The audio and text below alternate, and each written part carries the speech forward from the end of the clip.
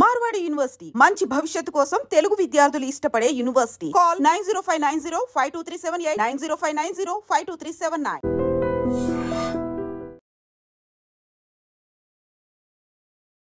విశాఖలో తీవ్ర సంచలనం కలిగించిన 2 కేసులను విశాఖ పోలీసులు ఛేదించారు.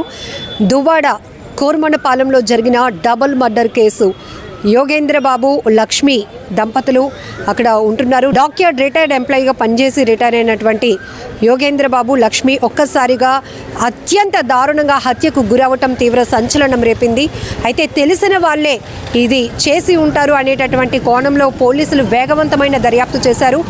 7 రోజుల పాటు 10 టీంలు శ్రమించడం వల్ల ఈ కేసునైతే చాకచక్యంగా ఛేదించగలిగారని చెప్పుకోవచ్చు.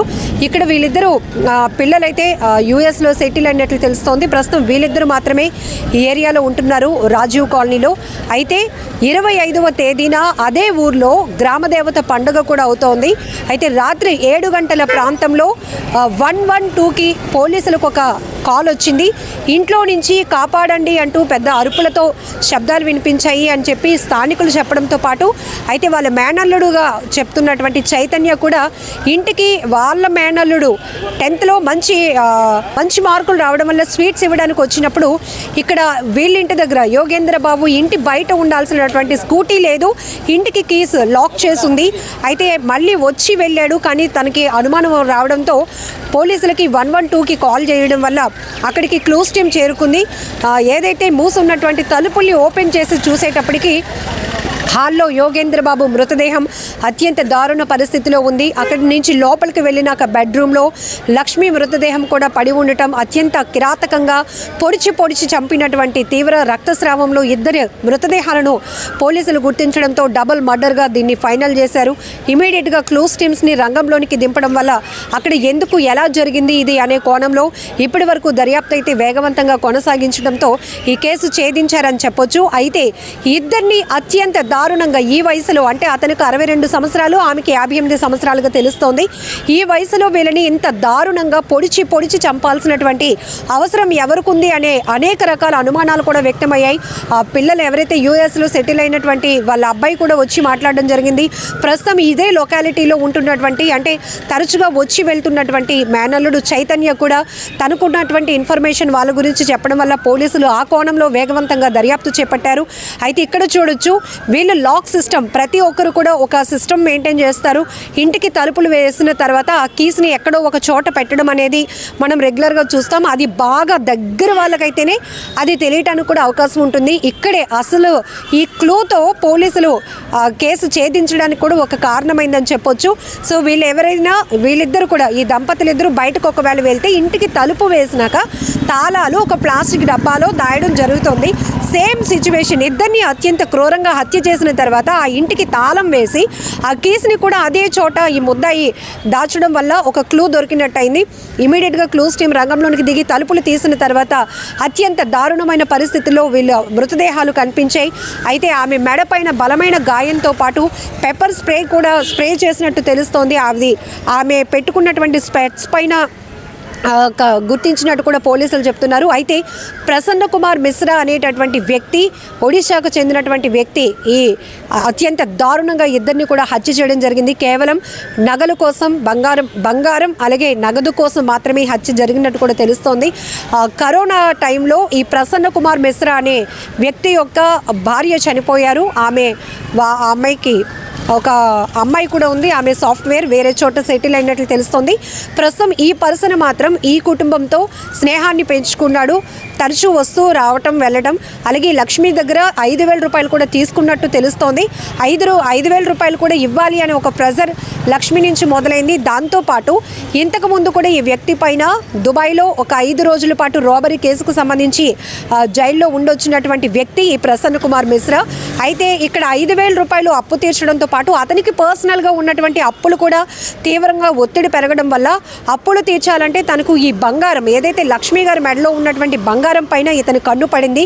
దీంతో ఈ హత్యకు ప్లాన్ చేసి ఆ బంగారు నగలు ఎత్తుకెళ్లాలని ప్లాన్ చేశాడు. ఈ క్రమంలోనే మొదట లక్ష్మి మెడని చుట్టేసి ఆమెను తనతో పాటు తెచ్చుకున్నటువంటి ఒక నైఫ్తో పీక కట్ చేసి ఆ తర్వాత అత్యంత దారుణంగా ఆమెను హత్య చేసి మెడలో ఉన్నటువంటి బంగారు నగలు తీసుకువెళ్ళిపోవడం జరిగింది.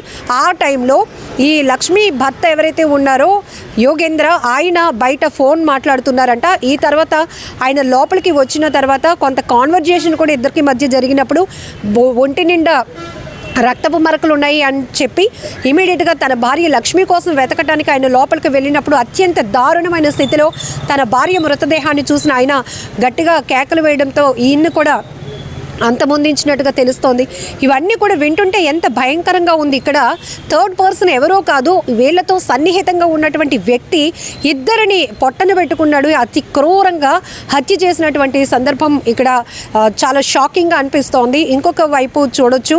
సో ఫ్యామిలీ మెంబర్స్ అందరూ వచ్చిన తర్వాత ఖచ్చితంగా ఈమె ఎవరైతే లక్ష్మికి సంబంధించినటువంటి ఫోన్ కాల్ డేటా తీసినప్పుడు ఇక్కడ సాంకేతిక పరమైనటువంటి ఆధారం బేస్ చేసుకుని కేసు ఛేదించారు అని కూడా పోలీసులు చెప్తున్నారు. సో ఆ కాల్ డేటాలో ఒక నెంబర్ మిస్ అయింది, డిలీట్ అయ్యింది. సో ఆ డిలీట్ అయినటువంటి నెంబర్ని బేస్ చేసుకొని ఇది విచారణ అనేది, దర్యాప్తు అనేది కొనసాగడం వల్ల ఆ కాల్ ఎవరికి వెళ్ళింది, ఈ పర్సన్ అదే లొకాలిటీలో ఒక షాప్ దగ్గర ఉండడం గుర్తించారు. అక్కడ సీసీ ఫుటేజ్లో కూడా ఇతందే ఉంది. అలాగే ఇంటి దగ్గర బయట పార్క్ చేసి ఉన్నటువంటి స్కూటీ కూడా ఈయన రైల్వే స్టేషన్ వరకు తీసుకెళ్ళి అక్కడ రైల్వే స్టేషన్ దగ్గర 2 వీలర్స్ పార్కింగ్లో బండి వదిలేసి అతను మళ్ళీ పూరికి వెళ్ళిపోవడం జరిగింది. సో అక్కడ రైల్వే స్టేషన్లో సీసీ ఫుటేజ్లో స్కూటీ పార్క్ చేసినటువంటి వ్యక్తి ఇమేజ్ కూడా సేమ్ కావడం వల్ల పోలీసులు నిర్ధారించుకొని ప్రసన్న కుమార్ మిశ్రాని అదుపులోనికి తీసుకోవడంతో మొత్తం ఈ కేసును ఛేదించడం అయింది. ఆ వ్యక్తి నుంచి 4,18,000 రూపాయల 600 రూపాయలు పోలీసులు స్వాధీనం చేసుకున్నారు. 2 సెల్ ఫోన్స్ కూడా స్వాధీనం చేసుకున్నారు. అత్యంత దారుణం. కేవలం అతని అప్పులు తీర్చుకోవడం కోసం ఆమె దగ్గర తీసుకున్న 5,000 రూపాయల అప్పు ఒత్తిడి పెరగడం వల్ల ఇద్దరిని ప్రాణాలు బలి తీసుకున్నటువంటి వ్యక్తి కోసం ఇది. ఇక రెండో కేసు వరకు వస్తే నిన్న భీమిలి పోలీస్ స్టేషన్ పరిధి దాకమర్రి పంచాయతీలోని ఫార్చ్యూన్ హిల్స్ లేఅవుట్లో నిర్మానుష్య ప్రాంతంలో సగం కాలినటువంటి మహిళ మృతదేహం తీవ్ర సంచలనం రేపిందని చెప్పొచ్చు. గుర్తుపట్టలేనటువంటి పరిస్థితిలో ఆ మహిళ మృతదేహాన్ని పోలీసులు గుర్తించారు. క్లూస్ టీమ్స్ కూడా అక్కడికి చేరుకున్నాయి. డాగ్ స్క్వాడ్ కూడా చేరుకుంది. అయితే ప్రైమరీగా సంఘటనా స్థలంలో గుర్తించినటువంటి ఆధారాలు కూడా పోలీసులు మీడియాకి రివీల్ చేశారు. సో 2 కాళ్ళకి వెండి పట్టీలు ఉండటం, బ్లాక్ హై హీల్స్ చెప్పులు ఉండటం, అలాగే ఐ సైట్కు సంబంధించి స్పెట్స్ ఏవైతే ఉంటాయో దానికి పర్పుల్ కలర్ ఫ్రేమింగ్తో ఉన్నటువంటి స్పెట్స్, ఇంకొక వైపు నెయిల్ పాలిష్ కూడా ఆమె లెఫ్ట్ హ్యాండ్కి 2 కాళ్ళకి కూడా పర్పుల్ కలర్ నెయిల్ పాలిష్ పెట్టుకుంది. ఇవే ప్రైమరీగా దొరికినటువంటి ఆధారాలు. ఎవరికైనా తెలిస్తే కనుక ఇన్ఫర్మేషన్ మాకు ఇవ్వండి అని నిన్న కొద్ది గంటల వ్యవధిలోనే పోలీసులు ఈ కేసును కూడా ఛేదించారని చెప్పొచ్చు.